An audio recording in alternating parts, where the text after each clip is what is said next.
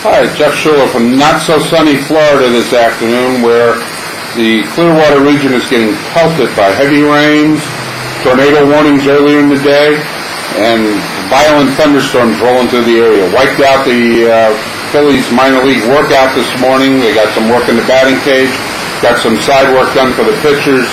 Obviously, the game's today canceled. I don't know if you can see in the background, it's been raining like this most of the afternoon. It's about 3 o'clock now, and they're estimating they're going to get about 8 to 10 inches of rain by the time it's all over with. Not much going on, obviously, out at the complex today. With the Phillies setting their final roster yesterday, it answered a few questions. Michael Stutz, we know, will be here. Delvin Young is expected in camp sometime tonight. They're expected, the players that have gone north with the Phillies are expected back in town tonight. As for the IronPigs roster, still kind of a work in progress, I was told this morning. There's several open roster spots yet. You can speculate on who is going to be on this team, who might not be on this team. Obviously, there's some names. If you look on my blog, I've speculated on some of the possibilities. I think there's probably about 20 to 22 names that are pretty safe for making this team. The last spot in the bullpen could come down to Jason Grilli and Matt Anderson. The big questions in the infield is going to be who's going to replace Brian Bocock to start the season. He starts the year on the disabled list, on the Major League disabled list, because he's on the 40-man roster and got hurt in spring training. So he starts the year on the Major League disabled list. So it's going to be a question of who's going to fill in for him. They're not quite sure yet.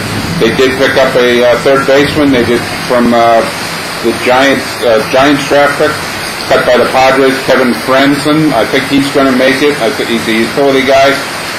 The one area they don't really have is a third baseman on this team. So I think he's going to maybe settle in there and take that spot early on. Like I said, as far as shortstop, I'm not quite sure. Everything should kind of come to a head in the next day or two. They break camp on Sunday morning after a workout and head north.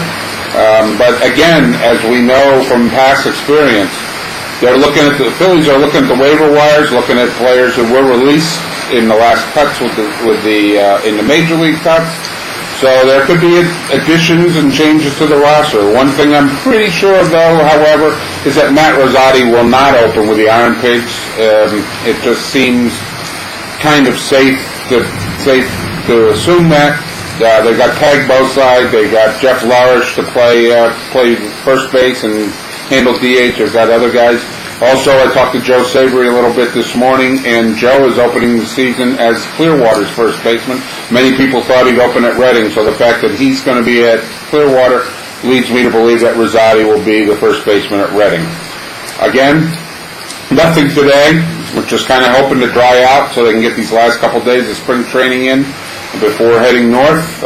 Probably beats the weather up there, where I hear snow's in the forecast for opening day tomorrow with the Phillies. And so we shall see how things shake out. But again, keep watching the morning call, keep watching the blog for information on the roster.